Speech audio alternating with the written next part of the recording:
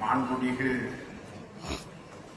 மகளிர் மற்றும் சிறுவர் விவகார அமைச்சர் சரோஜா சாவித்ரி போல்ராஜ் அம்மையார் அவர்களே, இங்கே வருகை தந்திருக்கின்ற எங்களுடைய அன்புக்குரிய தமிழ் மக்களின் வடமாகாண தமிழ் மக்களின் சொத்தாகிய எங்கள் ராமலிங்கம் சந்திரசேகரன் தோழர் அமைச்சர் அவர்களே, எங்களுடைய அன்புக்கும் பாசத்துக்கும் உரிய டாக்டர் பாராளுமன்ற உறுப்பினர் ஸ்ரீ பவானந்தராஜா அவர்களே, சுரேன் தோழர் அவர்களே, எங்களுடைய தேசிய மக்கள் சக்தியினுடைய வளர்ச்சிக்காக எழுச்சிக்காக ஒன்றாக இணைந்திருக்கின்ற வருகை தந்திருக்கின்ற செயற்பாட்டு மங்கையர்களே, எங்களுடைய மைந்தர்களே, அனைவருக்கும் எனது மிகப்பெரிய பணிவான வணக்கத்தை தெரிவித்துக் கொள்கிறேன்.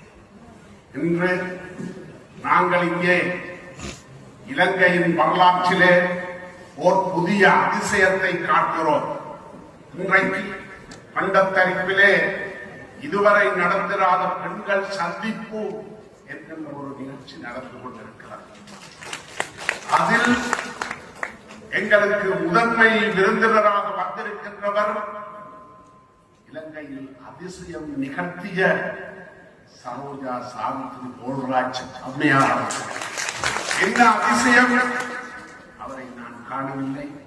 பாராளுமன்ற தேர்தல் நிறைவு பெற்று புள்ளிவிவரங்கள் அறிவிக்கப்படுகின்ற பொழுது மாத்தறை தொகுதியிலே தென்னிலங்கை சிங்கள மக்கள் மத்தியிலே 1.5 லட்சங்களுக்கு அதிகப்படியான வாக்குகளை பெற்றோர் தமிழ் அம்மையார் பெற்றிருக்கிறார் என்றால் அது ஈழத்தின் வரலாற்றில் ஒரு மகத்தான சாதனை. அந்த சாதனையை பார்த்து ஏகலைவன் போல் அம்மையாரை மனதில் நிறுத்திக் கொண்டு அவருடைய பணிகளை பார்த்துக் கொண்டிருக்கிறோம். எனவேதான் இன்று நீங்கள் நல்ல ஒரு சந்திப்பிலே சந்திக்கிறோம். எங்களுடைய வரலாற்றிலே உலகத்தில் முதல் மனிதர் செய்த சதி பெண்களுக்கு எதிரானது. தாய்களின் சமூகம் தான் நமது சமூகம்.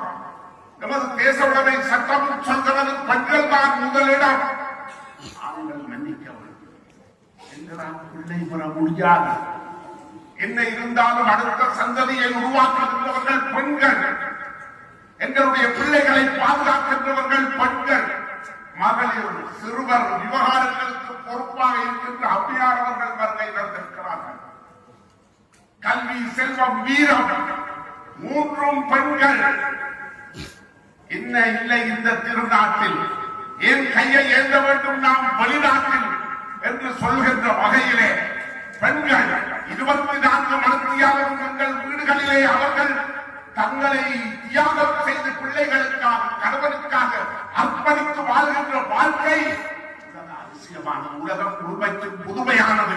எனவேதான் பெண்கள் சந்திக்க வேண்டும். சந்திப்பது மட்டுமல்ல, சிந்திக்க வேண்டும். எங்கள் உச்சத்தை இந்த நாட்டின் அரசாங்கமாக மாற்ற வேண்டும். எனவேதான் தேசிய மக்கள் சக்தி எங்களுக்கென்று சமூக அபிவிருத்தி சபையை உருவாக்கி இருக்கிறது. நான் வடகிழப்பின் வட்டார தலைவர். நீங்கள் ஒவ்வொருவரும் எங்களுடைய உணர்வுகளை உணர்ந்து மக்கள் பங்கு பற்றுகின்ற பார்ட்டிசிபேட்டரி டெமோக்ரசி என்கின்ற ஒன்றை உலகத்திலேயே முதல் முறையாக எங்களுடைய ஜனாதிபதி தோழர் அனுரா அவர்கள் அறிமுகப்படுத்தி இருக்கிறார்கள். ரெப்ரசன்டேட்டிவ் டெமோக்ரசி அல்ல. நாங்கள் தெரிவு செய்துவிட அவர்கள் போய் அங்கே அனுபவித்துவிட்டு பாராளுமன்றத்தின் ஊழல் வக்கிரவத்தை செய்துவிட்டு வருவார்கள். 72 வருடம் அவ்வாறுதான் போனது. இன்றைக்கு எல்லோரும் இந்நாட்டு மன்னர், நாம் எல்லோரும் ஓர் குலம் ஓர் நிறை என்று சொல்ல ஆசியாவுடைய புதுமை பெண்களாக நீங்கள் மறந்திருக்கிறீர்கள். நாமும் நமக்கு ஒரு நல்ல கலையுடைய ஒரு நவால் என்ற பணிகளை ஆற்றுகிறோம், சும்மாயிரோம் என்று உயிர் சிலிர்க்க ஊறுகின்ற பெண்கள் உரிமை அரசாங்கம் ஏற்பட வேண்டும்.